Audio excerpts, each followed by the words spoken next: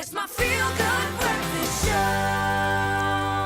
Welcome back to your Feel Good Breakfast Show. It's the final hour and we're now turning our attention to our medical chat. Now, it is also International Men's Week. It happens every year in the lead up to Father's Day that's taking place this coming Sunday. So we have Dr. Darren Green in studio and we are here to ask all of those, answer at least all of your men's related health questions. So our lines are open. That number is 021 430 9881. First of all, Zoe, thank you so much for being a part of this conversation because we want to take the edge off. We want everyone out there to feel comfortable about being able to pose very important questions. So, Doc, we're going to dive right in with the big one, the T's and C's, testicular cancer.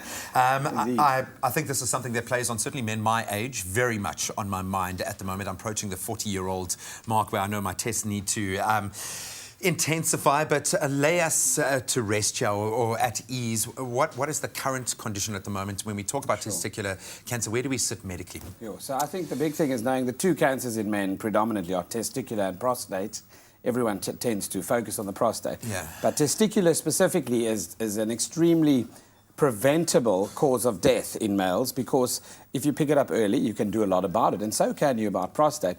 The testicular cancer, however, is something that's missed because it's a cancer of young men, and young men think they're bulletproof. They think nothing can happen to them.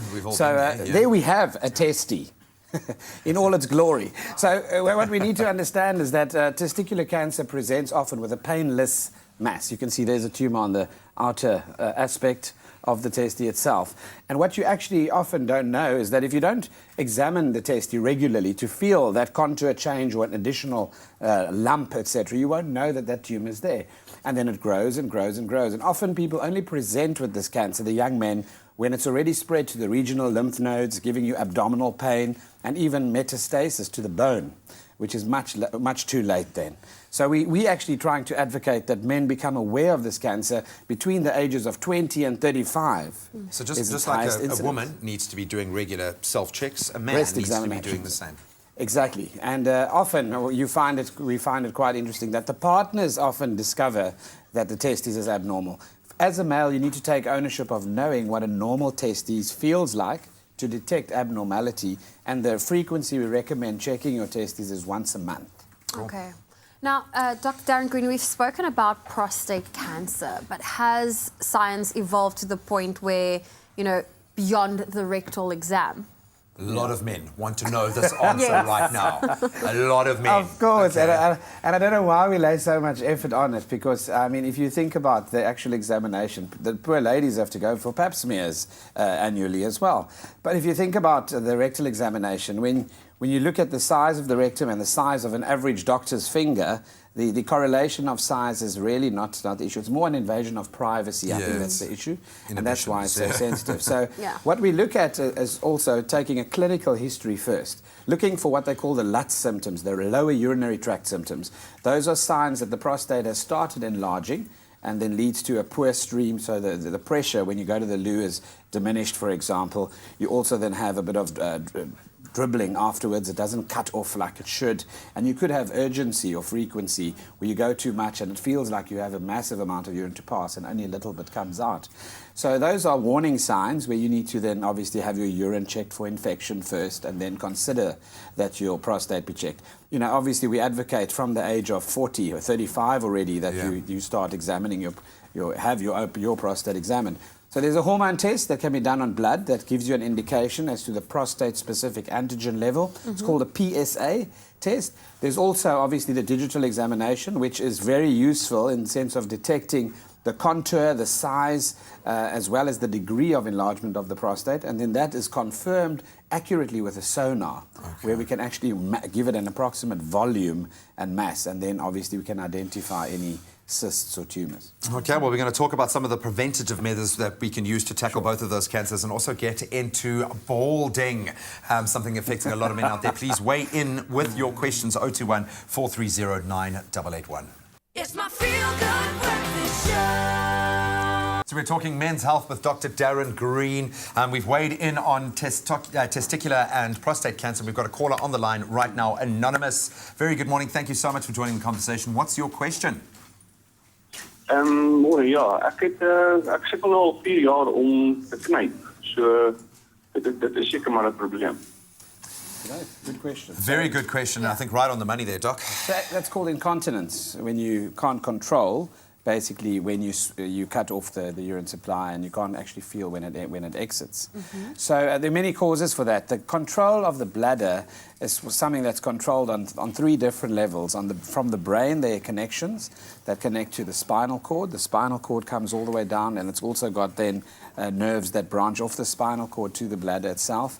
And those nerves, then some muscles have to relax, others have to constrict when emptying and voiding the bladder. System, yeah. So it is quite complex. So you'd have to be examined to look at, for example, what are the associated symptoms? Does he have any bladder sensation? Can he feel when the bladder is full and then just can't control it when it voids, etc.? Something as simple as a spinal cord disc lesion, in other words, a disc that's putting pressure on your spine, can lead to bladder control problems.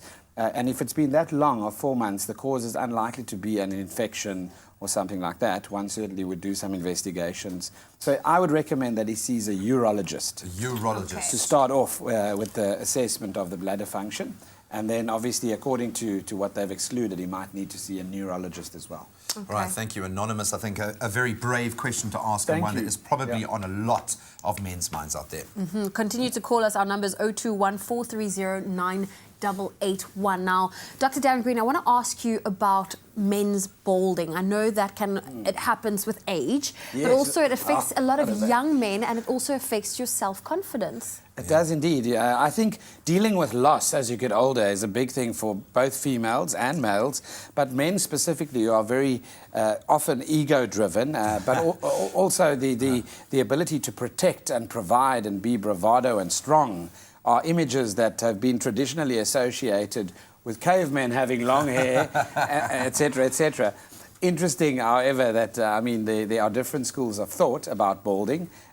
Women find it sexy. Yeah. Well, so there was a study done. We'll let Zoe kind of contemplate that. Does she find it sexy? We're going to jump back into that conversation regarding balding specifically, but continuing to talk men's health matters on your Feel Good Breakfast Show. You can make my day. It's my Feel Good Breakfast Show. Welcome back. We are talking men's health matters at the moment. We've got Dr. Darren Green in the house, and we've got Anonymous on the line right now with a question or a comment. Anonymous, thank you so much for joining us. What's your question for the doc? Ek wil graag vra dat ek het 'n breggie-implanting gekry 2 maande gelede. Vir hoe lank hou daai breggie-implanting, die breggie-terapie vir ons? Oh, another good question. Yes, great question. So the brachy implant are like beads that they plant into the actual prostate in treating, obviously treating prostate cancer in a different stage or an early stage. And the effects of the brachytherapy last up to 6 months. Okay. Just so he knows that. But obviously there are a few factors that play a role as to the size of the prostate, obviously that we're covering, etc. So yeah. Okay, cool. Well, let's quickly talk about Anonymous. Thank you so much for your call. Thank you. Dr. Darren Green, let's focus on hormones, testosterone. I know that as the levels change in men and their age, how does that correlate to so their from health? the age of 29, you lose 2% of testosterone per year. So by the time you hit 45, you've lost 50% of your general testosterone volumes. And so it doesn't affect everyone the same. Some people have systemic effects. Muscle weakness, mood changes, bone health, etc. And even your mood and libido can be affected by that, including, obviously, the central obesity and abdominal fat, which is associated with a loss of testosterone, driving metabolism. So interesting to note that. Can you treat it? Yeah, so testosterone can be supplemented in people that have depleted stores by weekly injections or even more recently creams that you put on your arms and shoulders that then absorb the testosterone and have less systemic side effects. Very clever. Now, something that it crosses a lot of lines here because it's part mental, it's part emotional, and it's definitely physical. The modern human condition, anxiety. Anxiety in men is something that I think is so much more prevalent because we bottle it up and we don't deal with it. What is your view on the state of men when it comes to anxiety in the modern world? It's a very big problem, and the stigma around mental health and men not wanting to seek help and admit I need help is the thing that we need to bring into the spotlight. I think to realize that you need to be in control of your own emotional and mental health and well-being before you can lead a family, be a great dad, be a great husband, and a family member, and even a son or even a daughter. You need to take ownership of your own mental health. Anxiety is big. Financial pressures are huge. People's working hours are so long at the moment, and men are struggling with balance. They're struggling to set boundaries and to know how much time should I ascribe to, for example, work. When I get home from work, what about my friends? When do I go to the rugby and watch rugby with the boys? I haven't seen my kids. I haven't seen my kids. What about date night? And they're juggling all these balls. So we have to help them set boundaries and help all ourselves to set boundaries. Learn to say no. Learn to put your phone off when you need to. Learn to say no to people that tend to cling to you and plug in and empty you sometimes. Your charity begins at home very often, and instead of influencing the rest of the world first, start in your own home and household, in your family and community. I have to say, this is something I'm battling a lot with at the moment. I feel like I'm giving everything to work, giving everything to my family, and I'm loving doing both. Yeah. But I can feel I am flat out exhausted at the moment. If I can ask you very quickly in 10 seconds, what's your message to men out there over this very important week, just for us, lads, just for us building to Father's Day? Starting the day with some form of quieting your mind and becoming mindful of what you have. Focus on the things that you do have in your life, not the things you lack. Stop comparing yourself to other men. It's easy to say, but very difficult to actually execute.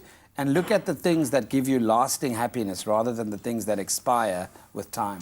Oh, I love that. Thank you, Dr. Darren Green, for this awesome last few words, but also informing us through it all. It is Men's Week, Men's Health Week, in fact, leading up to Father's Day this coming Sunday.